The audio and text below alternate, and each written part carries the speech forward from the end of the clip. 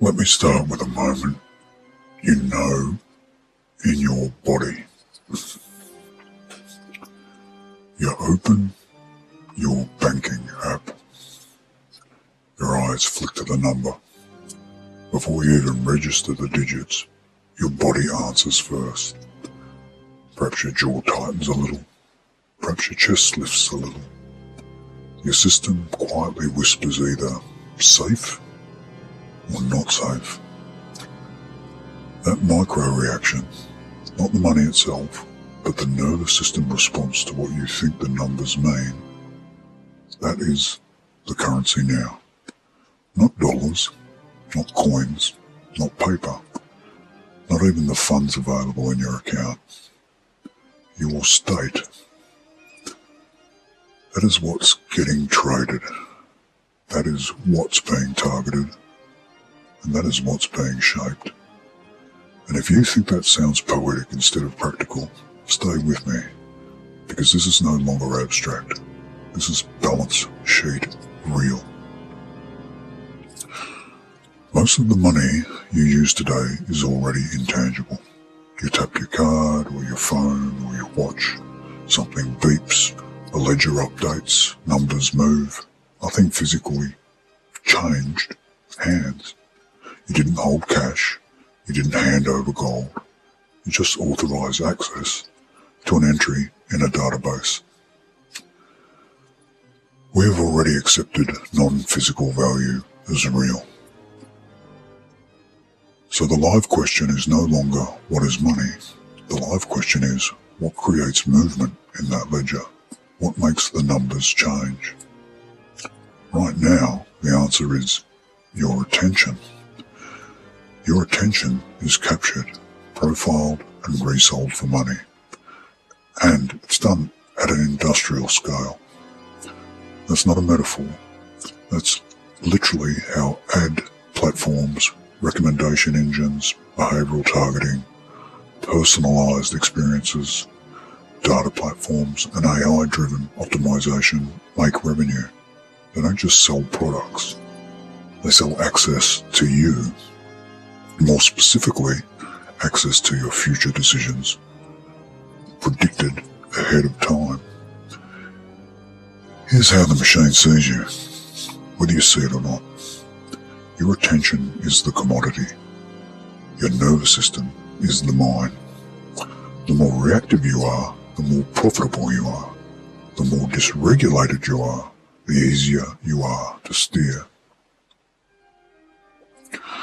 The more you or your focus is fractures, the more efficiently you can be walked towards clicks, purchases, outrage, loyalty, votes, even submission. If you think shrinking attention spans, constant notification loops, doom scroll design, watch next autoplay, emotionally spiky headlines, low friction buys and algorithmic for you feeds are an accident, they're not. They are economically rational. Dysregulation converts to money. That is the current economy of you. Now, to understand how deep this goes, we need to talk about language, and specifically how you get moved. Because you are not harvested randomly. You are being read. There's a simple behavioural frame that helps here. People tend to lead with one of four dominant styles in how they act, how they respond and get persuaded. We'll call them colours. Red, driven by power, results, speed, clarity. What's the point? What's the outcome? When do we move? Yellow, driven by energy, connection, possibility, fun. This is exciting. This is us. This is big. This is alive. Green, driven by stability, safety, harmony, support. Are we okay in this? Is this gentle? Can I trust this change? And blue, driven by logic, precision, detail, proof. Show me the facts. Show me the structure. Convince me with rigor. None of these is better. They're just lenses. You're a blend of all four, but almost everyone has a default language, the place you operate from when you're not consciously adjusting. Reds land fast, yellows light up rooms, greens calm storms, and blues prevent disasters. And platforms have learned to talk to each one. To a red, the message is urgency and control. This move is happening now. Don't get left behind. Act. Execute. To a yellow, the message is identity and excitement. This is your moment. Your freedom story starts today. Tap in. To a green, the message is safety and belonging. Protect your people. Keep them safe. Do this or they could be harmed. And to blue, the message is authority and certainty. The numbers are clear. Serious people already know this. Here's the data. Same product, same ask, 4 different scripts. And you've felt it. That ad that somehow talks exactly like you talk. That post that hits you where you live. That opinion that sounds uncannily like something you would have said. Now widen the frame. If a system can identify your colour faster than you can, if it can profile what drives you, what you fear, what tone unlocks you, then it can change your attention before you even realise you've handed it over. And once it's got your attention, it's got leverage. And once it's got leverage, it can move money. This is why attention is the new currency. It isn't just a nice saying. It's literally the conversion layer between your psychology and somebody else's revenue. So just pause and feel that.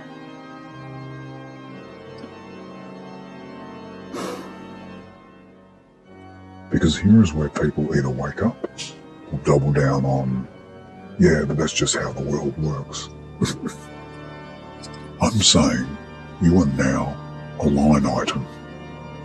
Your internal state is a resource. Your focus is being strip mined. And unless you actively reclaim it, you're not just using the internet. You're in an ongoing unpaid transaction where value is leaving you every hour. And you're calling it normal. Now I'm going to introduce a 5th colour. You won't usually hear this one in corporate comms training. You won't hear it in personality tests. You won't hear it in generic learn to communicate with anyone workshops. You're going to hear it here because this is the hinge. Call it violet. Red is, will this work? Yellow is, will this light me up? Green is, will this keep us safe? Blue is, will this hold up? Violet is, who's steering me right now? That's the difference. Violet is sovereignty. And not sovereignty like these nuts of late who've been gallivanting around and doing all sorts of silly things under the title sovereignty. This is true sovereignty. Violet is awareness of state. Violet is not calm monk mode, and it's not I'm above it all. It's not detachment cosplay. Violet is a practice of noticing the grab in real time and choosing whether you consent to it. Here's an example. You're red. You wake up, check your phone, and the first thing you see is markets are moving. Only 4 hours left to position. High performers are already in. You feel your chest spike.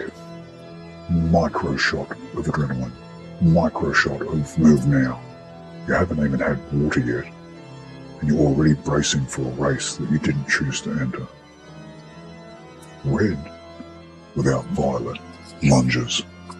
Red with violet notices. My body was just hijacked. Someone injected urgency and called it leadership. Do I actually need to react right now? Or is this somebody else's quarterly target wearing my nervous system like a rented suit? That single breath is wealth protection. Here's another example. You're yellow. Your feed is story after story of, I left the job, now I travel the world. Or, I hit 6 figures in 30 days with no experience. Or, I built freedom overnight. You feel that high, that ache, that yes, that why not me, why not now? Yellow, without violet, starts tearing up the parts of life that are actually quietly working, because boring suddenly feels like failure. Yellow with violet, I'm being sold possibility in a way that bypasses planning and lands straight in longing. Gorgeous story. Also, I can feel myself about to blow up stability to chase a dopamine hit. I will not mistake simulation for destiny. Again, taking that breath, wealth protection. Now greens, you get served soft voice, panic. The world is getting dangerous. Your loved ones aren't safe unless you do X. People like you are under threat. Protect them. It feels like care. It feels like duty. Underneath, it's fear leverage. Green without violet retreats, freezes, avoids conflict, hands decision making to someone louder for everyone's safety. Green with violet, my protective instinct is being turned into compliance. Do I actually agree here, or am I being quietly herded under the banner of, we're just looking out for you? Again, wealth protection, just taking that time to incorporate violet. Blues, you're handed charts, comparisons, evidence, clinical tone. You feel relief because someone's finally speaking your language. You're thinking, finally, something rigorous. Blue without violet becomes the unpaid advocate for whatever the rigor was designed to sell. Blue with violet asks, am I convinced because it's true? Or am I soothed because this presentation scratched my need for order? Have I checked the source? Or am I letting the comfort of structure stand in for truth? Again, with violet, automatic wealth protection. This is why violet matters. Red, yellow, green, blue describe how you move. Violet describes how hard you are to move without permission. That's the line between being harvested and being expensive. Let's tie this to classic financial advice so we stop pretending this is soft. In financial planning, there's an old rule: control the controllables. You cannot control interest rates. You cannot control inflation. You cannot control government policy. You cannot control the market. But you can control your spending habits, your saving discipline, your risk exposure, and you can control how you behave under stress. That's how real people actually build wealth, not by perfectly predicting the market, you won't, but by managing their own reactions when the market moves. Now we update that rule for the world you're actually standing in today. You cannot control the existence of the attention economy. You cannot control the fact that your data is being tracked. You cannot control the entire AI infrastructures are being built to model your mind. But you can control Who gets your first clean minute of attention in the morning? You can control what you feed your mind in the last 5 minutes before sleep. Whether you ever create a pocket in the day where you're unreachable, long enough to let your nervous system downshift. You can control whether you're scrolling to soothe a feeling you refuse to simply name. And you can control whether you let an algorithm set the emotional tone of your day before you've even had a chance to fill your own life. Those are now the controllables. That is asset protection in an era where the asset is you. Now here's where it gets blunt. We used to define wealth as what you own. That's outdated. Your money can be frozen. Your job can be automated. Your feed can be manipulated. Your mood can be driven externally without your awareness.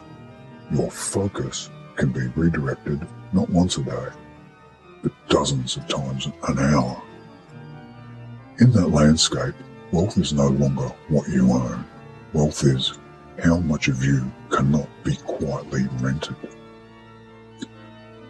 Now, hear that again, read that again, be imbued by this again. Because that's the whole play. Wealth is how much of you cannot be quietly rented. If your attention is the new currency, then sovereignty over your attention is the new wealth class. Not followers, not status, not flex, sovereignty. And sovereignty, practically, is violet. It's not disappearing from technology.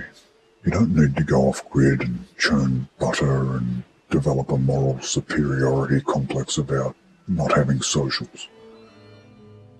Withdrawal is not sovereignty. Hiding is just a different flavour of giving your power away. Violet is simpler and harder. Violet is the insertion of a gap. A red pause before sprint. A yellow pause before leap. A green pause before retreat. A blue pause before defend. Violet is you asking in real time, do I consent to let my state of being be steered right now? That's it. That's the whole discipline. And look, I'll tell you why almost nobody teaches it. Reds who don't pause buy fast. And faster and faster.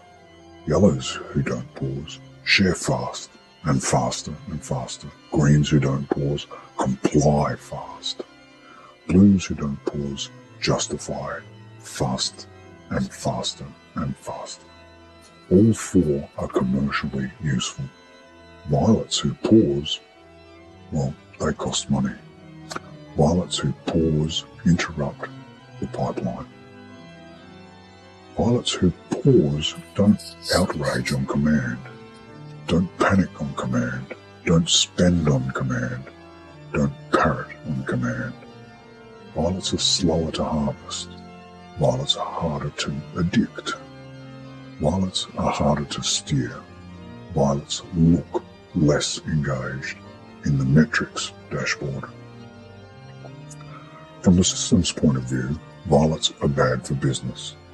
From your point of view, violet is how you stop being inventory. So here is the move. Number 1, name your dominant colour and be honest. Red, yellow, green, blue. Which one felt like, oh, that's me. You know it already. Don't romanticize it. Don't shame it. Just name it. Number 2. Notice the script that always gets you. Urgency, you're a red. Possibility or belonging, you're a yellow. Safety, don't let them get hurt, you're a green. Logic or proof, this is the only rational view, you're a blue. That script, that's the door where you keep letting people in. Number 3. Install a 2-second violet gap at that door. Literally 2 seconds. Breathe. Ask. Whose outcome am I about to serve? Mine or theirs? You don't even have to change your action yet. You just have to see it. Number 4. Reclaim 1 window of unharvested attention per day. Call it stillness if you want. Call it regulation if you want. Call it nothing. I don't care. I care that for some small slice of your 24 hours, your nervous system is not being actively farmed.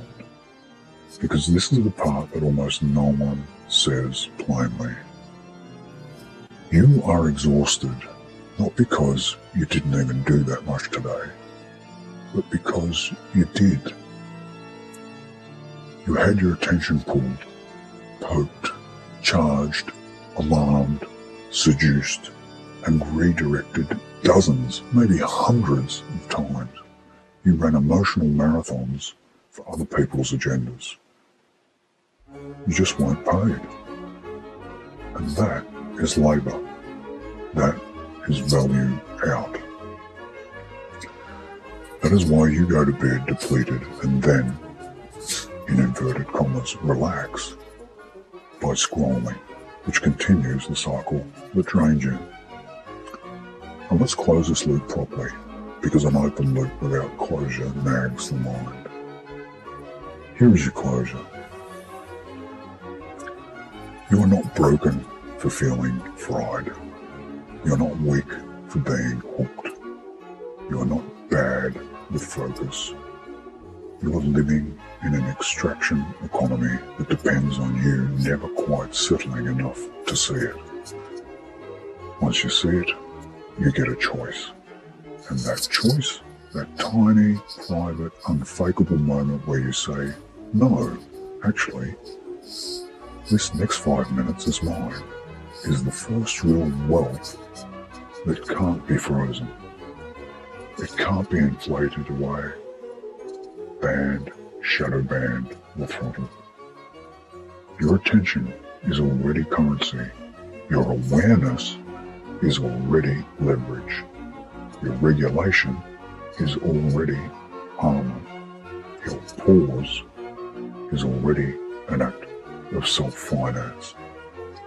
The only question left is simple. Are you spending yourself on autopilot?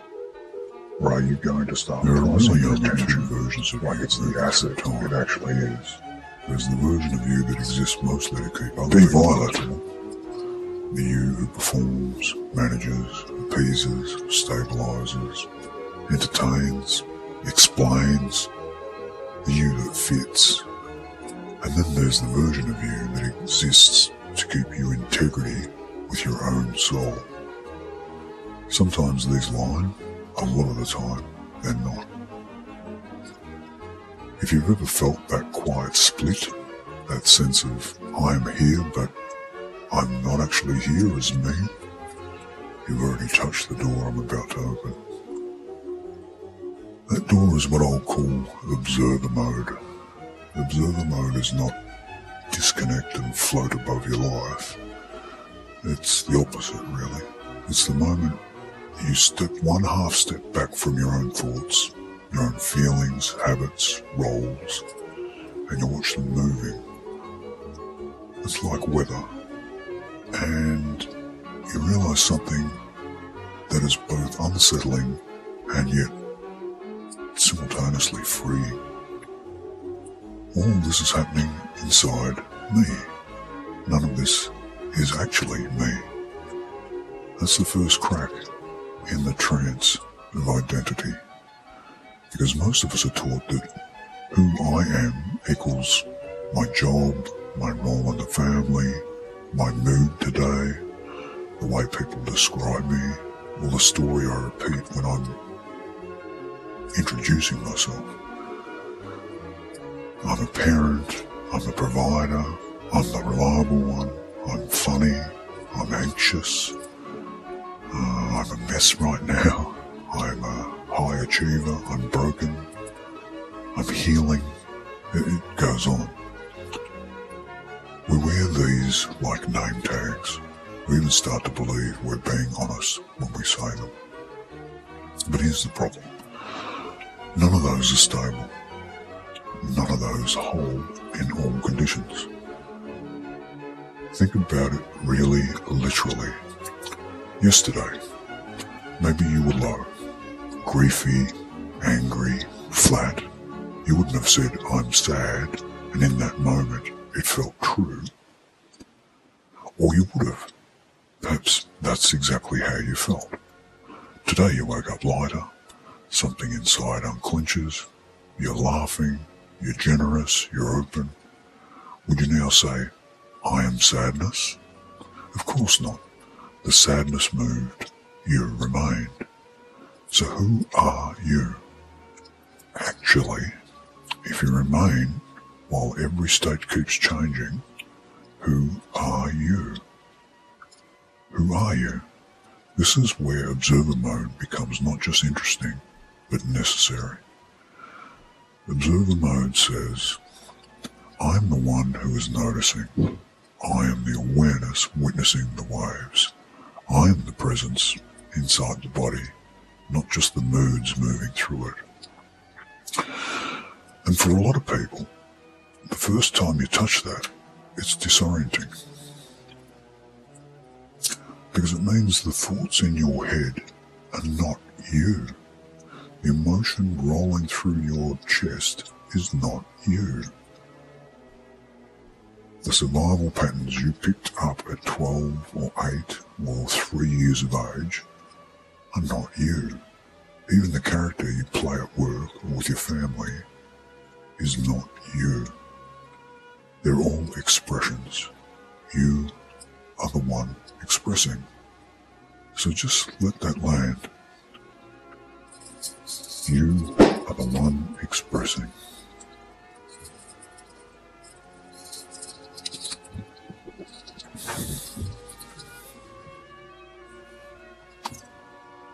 You can test this in a really simple way.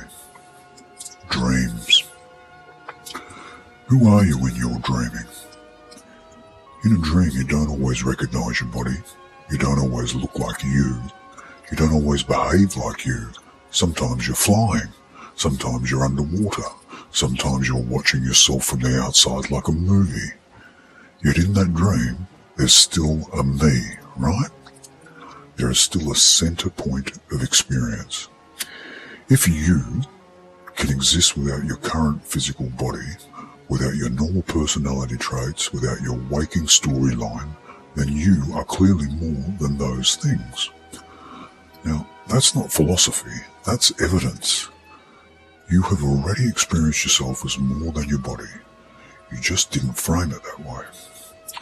Once you start to actually see that, feel that, identify an identity, then you stop being, what role do I play out here? You stop doing, what role should I play out here? And your identity stops being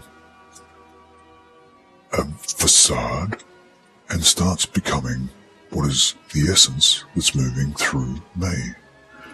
This is the shift from behavior to essence, from label to presence, from costume to source. And this is where love comes in. And we have to talk about love properly, not as a hallmark language, but as physics. Because When you move into true self-awareness, you don't just meet emptiness. You don't find a blank, sterile observer. You start to collide with something huge and embarrassingly simple. What you are underneath is love. People roll their eyes at this because love has been cheapened into romance or family loyalty or be nice. That's not what I mean here. I mean the raw, creative, self-sustaining, stabilizing field that all life runs on. Think of a star at the center of the solar system. The star doesn't go around handing out individual notes to each planet like, here's your allowance of light for the day. The star is light. It shines. The light is both what sustains the orbit and what sustains the planet. Now zoom into Earth. The sun doesn't just make it warm. It calls things into being. Seeds grow, forests exist, water cycles. Life self-perpetuates. Light is nourishment, signal, instruction, invitation. Life is timeline. And that exact same principle is happening in you. Call it soul, call it source, call it God, call it coherence, call it the field. What else? The word is not the point. The direct felt reality is there is a steady radiance in you that is not dependent on external approval and not manufactured by other people loving you right. It's native. When you start to allow that, something else happens that no one warns you about. Everything that does not believe it's lovable in you comes screaming to the surface. Every stored moment of, I wasn't chosen, or every memory of, I wasn't safe. Every part of you that swallowed the lie, I am not enough. Every unfinished grief, every shame pocket, every angry, shut down, numb, armored, self-silencing version of you. All of it starts rising, not because you're backsliding, not because you're broken, but because light reveals what thinks it's separate from light. This is what people mistake for relapsing or falling apart spiritually. It's not collapse, it's exposure. It's the healing moment. You're not being punished by your pain resurfacing. You're being given a chance to love places in you that you've never let love reach. And this is the work. Not bypassing darkness, not pretending you're high vibe only, not deciding fear equals bad and light equals good and then trying to amputate half of yourself to live on the good side. Please hear this. Dark is not evil. Dark is where things root, form, and they gestate. Without dark, you get no depth, no contrast, no matter. Pure light with no darkness is just blinding, formless radiation. You can't even stand it. The point is not ascend up and out. The point is move through. Your job is not to banish your shadows. Your job is to bring them into contact with your own light and hold. That's love. Love isn't everything's fine. Love is I can sit with what hurts without abandoning myself. Now let's tie this back to daily life, because right now this might all sound beautiful but very far away. It's not far away. It's in the way you reach for a broom. Seriously. Let's say the floor is a mess. You can feel your mind already gearing up with resentment. No one helps. This always falls on me. I'm tired. This is bloody annoying. That's one way to pick up the broom. Or, music on, hips moving, let it become a dance, a movement, a care practice. Same broom, same floor, completely different you. Who's the real you in that moment? Not the cleaner, not the resentful martyr, not the dancing domestic goddess or god. Those are costumes. The real you is the presence choosing how to meet this one slice of life. That presence can come through in resentment or in play. And that's choice. That's authorship. That's identity in motion. This is important to understand because a lot of people think authenticity means finding the one true me and then welding yourself to that permanently. No. Authenticity is not freezing yourself in a role you like and rejecting any evidence that you are more than that. Authenticity is being able to be with yourself honestly in any state and still recognize, I am here, I am allowed, I am lovable in this too. Once you get that, something else unlocks. The split between having and being collapses. Now most of us are trained to believe that having lives out there and being lives in here. If I work hard enough, I'll have money. If I have money, I'll be safe. If I'm safe, I'll be relaxed, generous, loving. Then I'll finally be allowed to feel like I am enough. This is the loop that keeps the whole world anxious. But look at what that loop is actually saying underneath. I cannot be what I long for until something outside of me delivers it. You've lived this. I've lived this. Almost every person you know has lived some version of this. Some examples are sort of like, I'll feel worthy when I'm in love, or I'll feel free when I quit this job. I'll feel stable when I hit that number. I'll feel safe when I have a house. I'll feel proud when I get that title. I'll feel lovable when someone stays. And on, and on, and on, and on and on and on and on. Here's the part no one told you. If you cannot source even a seed of that state internally, you'll reject it when it finally shows up externally, because it won't feel like yours. That's why people sabotage healthy relationships. That's why people hit their money goal and still feel terrible. That's why people arrive and then spiral into emptiness. That's why burnout exists, and that's why midlife crisis exists at 27 now. 27. It's not because you're ungrateful, it's because you tried to outsource what could never be outsourced. Let me make it real with a story. My father grew up in institutional care, an orphanage, years ago. And then camps before being sponsored to Australia in the early 50s. My mother grew up on the edge of the Depression. Shuffled from house to house, no real security. I was raised in scarcity. Not just financial scarcity, nervous system scarcity, fear in the air, hypervigilance, the constant hum of, will we be okay? As a teenager, I made myself a promise that shaped everything.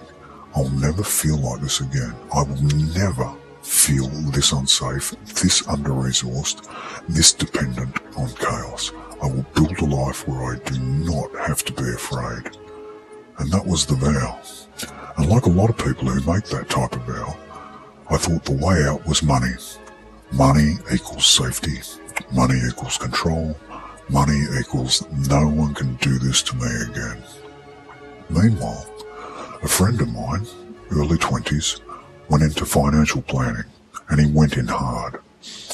Studied the system, mastered the system, learned how to protect assets, compound wealth, build retirement, create legacies, got the qualifications, built the career, helped clients hit their targets. He was a machine. On paper, success, but in his body, empty. He hit every goal he'd set and then woke up staring down the barrel of, do I really just do this for the next 40 years? The terrifying part wasn't boredom, it was the new question that rose in the silence. I remember him saying, if I've done everything right and I still don't feel safe, whole, at home, what am I actually chasing? That question is a crack. That question is grace. Because what my friend realised, what I realised is neither of us were actually hungry for money. I was hungry for safety. Pretty sure he was too. I was hungry for belonging. I was hungry for love. I was hungry for internal steadiness. I was hungry to no longer feel like I could be ripped out of myself by any external event. Money can buy options, that's sure. Money cannot install safety in a dysregulated body. A house can shelter you from the weather. A house cannot stop you from feeling alone inside your own skin. A title, well, that can get you respect in the room. A title cannot make you respect yourself when you're alone.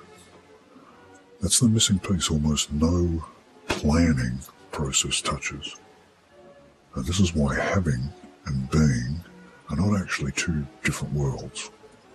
They are the same world, viewed from two angles.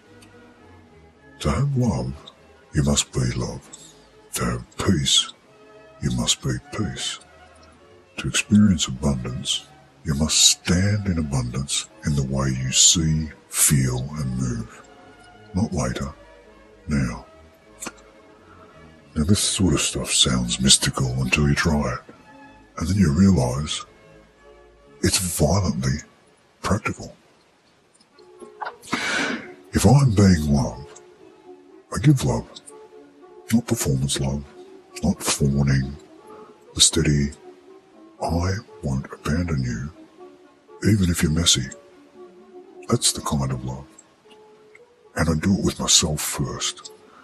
If I'm being love and I give love, I begin to register that I have love. I can receive love from others, but also from myself. My system starts to accept I am held. That's the circuitry. Being and having aren't two separate circuits. They are one continuous current. Give, receive is one loop, not two moves. When that lands, lack loosens. Scarcity starts to look less like destiny and more like a trance. The I'm not enough program loses authority. Not instantly and not cleanly. This isn't a light switch. This is a practice. And this practice, this returning to self, this remembering, is what people like to call becoming who you are. Let me be incredibly clear about this part, because this is where a lot of people hurt themselves. Becoming who you are is not deleting who you've been. A lot of spiritual language, a lot of self-help language, quietly implies you have to kill the old self, burn the former you, leave that person behind, die to the past, etc., etc. It sounds powerful, but it can also be violent. Your ego hears self-abandonment and panics, and rightly so. There's a reason phrases like dark night of the soul exist. Sometimes people try to nuke their past selves, torch their history, disown their coping patterns overnight. It can feel like psychological freefall. You feel like you're dissolving. You feel like you're walking through mud and acid and memory and grief and shaking, and you just don't know if you're coming back. And it's just a mess. You don't need to throw yourself into that fire to be real. You're allowed to choose a different way. Here's the alternative. Instead of abandoning old versions of you, you integrate them. You say, yes, I used to live in survival mode. Yes, I used to respond with hate or anger or anxiousness or shut down or control. Yes, I believed I wasn't enough. Yes, I chased external validation because I didn't know how else to feel worthy. You don't pretend those versions never existed. You also don't let them keep driving though. I have a saying that's fear can come with me, but I'm driving.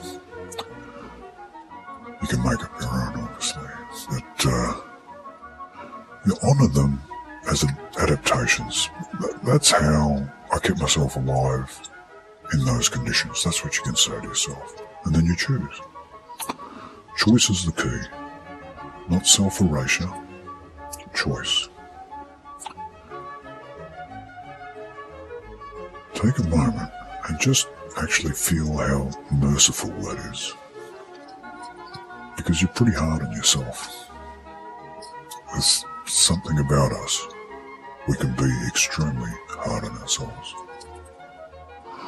Because when you realise you've always been you, always, even in the messy, scared, controlling, angry, needy, posturing, people-pleasing chapters, something profound softens. Shame loosens. And the energy you were spending running from who you've been becomes energy you can now spend embodying who you choose to be. That's what embodiment actually is. It's not a brand, it's not an aesthetic, not I'm spiritual now, so I talk like this and wear linen. Embodiment equals embodiment is I'm living the essence I claim in my body, in my nervous system, in my choices, and I'm doing it now. You say, I am enough. And instead of just saying it like an affirmation wallpapered over panic, you start asking, if I truly am enough, how does that feel in my chest? How would that version of me respond to this text? How would that version of me feed myself today? How would that version of me rest? There are so many experiences and experiments you can do with yourself in this regard. And when you've asked enough of those questions, then you practice that response again and again and again. You don't fake it till you make it. You be it until you remember you've always been it. And because you're human, and we live in a world that worships productivity over aliveness, comfort over truth, performance over presence, yes, you will fail, you will forget, and it's normal. Yes, you will slip back into fear. Yes, you will feel small sometimes. And yes, you will get hooked, triggered, spun. That doesn't mean you failed. That means you're still alive. This is where we circle back to service, self and others. And fundamentally, the moment we're here on this planet. You've probably noticed it. The world keeps throwing us collective threshold moments. Points where fear spikes, uncertainty spikes. The narrative being handed to us is protect yourself, harden, turn against each other. Everyone else is the problem. We saw it in 2020. We will see it again. We're seeing it now. Each of those moments is a fork. Collapse into fear, so separate, distrust, defend. or root into love. No pun there. Stay present. Include, hold, act from center instead of panic. People talk like love is naive, like choosing love is passive, like love is just smiling and agreeing. No. Love is the refusal to abandon yourself or dehumanize the other, even under pressure. Love is staying in your nervous system when it would be easier to numb. Love is choosing connection when fear is screaming for fragmentation. Love is, I will not let my compassion be market controlled. Love is an act of collective survival. And here's the real reason it matters. If you can't choose love with yourself in a quiet Tuesday moment, you will not suddenly choose love for humanity in a crisis Friday night. Your global choice is rehearsed in your daily micro-choices. That's what makes us up. How do you talk to yourself when you drop something? How do you meet yourself when you're overwhelmed? Do you offer yourself safety or do you threaten yourself? Do you offer yourself patience or do you bully yourself for being human? That's where it all starts. Because you cannot create a world of compassion from the nervous system you personally rule through fear. This is why I keep saying your becoming is not just personal growth, it's service. It's how you serve others, not by performing selflessness while hollow, but by becoming a stable, self-regulated, self-loving human who can actually hold space, make decisions, build, nurture, create, repair. That's what community actually needs. That's what our planet actually needs. Imagine, like really imagine, if the 8 billion or so of us were allowed and supported to live from what they genuinely love, what they are naturally drawn to contribute. The frequency they are here would just be amazing. Who would pick up rubbish? Well, someone who actually loves restoring order and beauty, right? Who would run financial systems? Well, someone who genuinely loves structure and stewardship. Or who would sit beside those with disabilities or elders or people in care? Someone who genuinely loves presence, patience, dignity. Who would mine or build, code, tend land or cook or teach or mend or sing or mother or heal, design or organise or archive? People who simply love doing exactly that. You see, the lie is nobody wants to do X. And the truth is, nobody wants to live out of alignment. When people are in alignment, X is someone's joy. Now, that is not utopia. That is humanity unarmored.